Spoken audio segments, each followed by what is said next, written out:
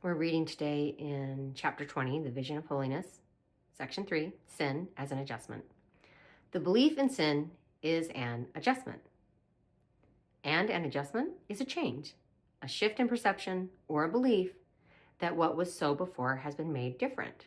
Every adjustment is therefore a distortion and calls upon defenses to uphold it against reality.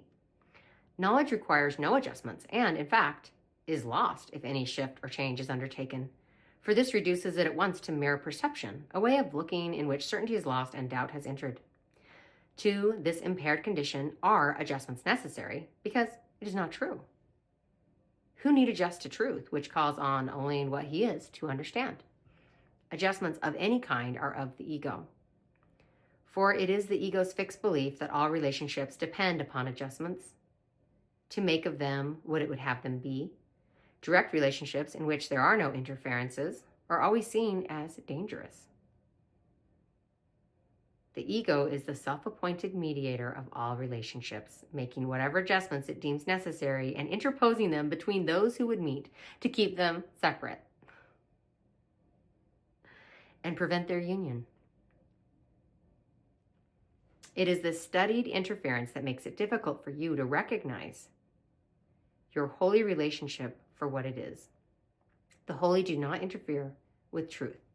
They are not afraid of it, for it is within the truth they recognize their holiness and rejoice at what they see.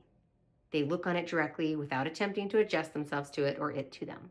Wow, I love that. Like letting it be what it is without fixing, forcing, or controlling. I love the line where it says, they are not afraid of it, for it is within the truth they recognize their holiness and rejoice at what they see. Because the ego tries to convince us that, if you really could see the truth about yourself, if you could really see who you are, you would be so ashamed. Let's stay away from that. But your soul, your true, authentic self, knows that if you looked all the way in to your deepest core, you would find nothing but beauty, perfection, wholeness, completion. And you would be in utter bliss and awe at what you see there. And the ego doesn't want you to see that because that'll be the end of ego. It can't exist in truth. It can only exist in illusion. They look on it directly without attempting to adjust themselves to it or it to them. And so they see that it was in them, not deciding first where they would have it be. Their looking merely asks a question, and it is what they see that answers them. You make the world and then adjust to it, and it to you. Nor is there any difference between yourself and it in your perception, which made them both. A simple question yet remains and needs an answer. Do you like what you have made? A world of murder and attack, through which you thread your timid way through constant dangers, alone and frightened, hoping at most that death will wait a little longer before it overtakes you and you disappear? You made this up. It is a picture of what you think you are, of how you see yourself. A murderer is frightened, and those who kill fear death. All these are but the fearful thoughts of those who would adjust themselves to a world made fearful by their adjustments, and they look out in sorrow from what is sad within and see the sadness there. Have you not wondered what the world is really like, how it would look through happy eyes? The world you see is but a judgment on yourself. It is not there at all. Wow. Yet judgment lays a sentence on it, justifies it, and makes it real. Such is the world you see, a judgment on yourself made by you. This sickly picture of yourself is carefully preserved by the ego, whose image it is and which it loves, and placed outside you in the world. And to this world must you adjust as long as you believe this picture is outside and has you at its mercy.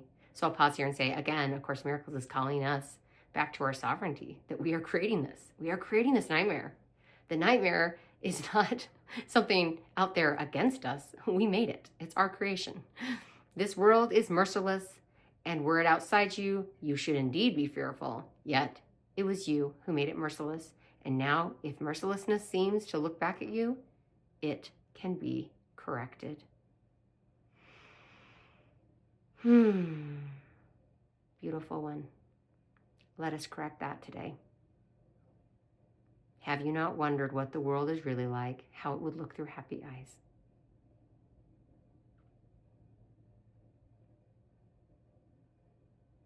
In the last video, we talked about there is no fear in love, and only love is real. So if you are looking at something fearful, you are looking at a delusion, something that was created by a deluded mind.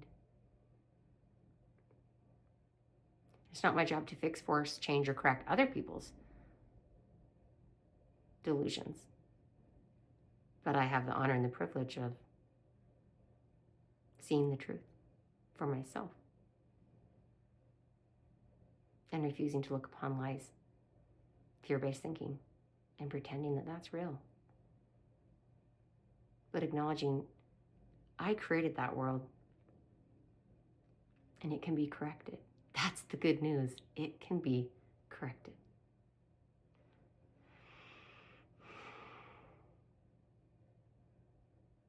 Everything in A Course in Miracles is good news.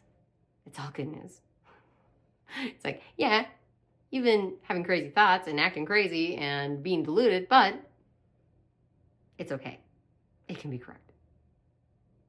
Errors in thinking can be corrected. So let's sit with that. Let's sit with that for a few moments and allow that to sink in a little bit. And when we catch ourselves, when we notice that we're slipping into the illusion, that we can get still and come back home to the truth. Thank you so much for being here today. I'll see you soon.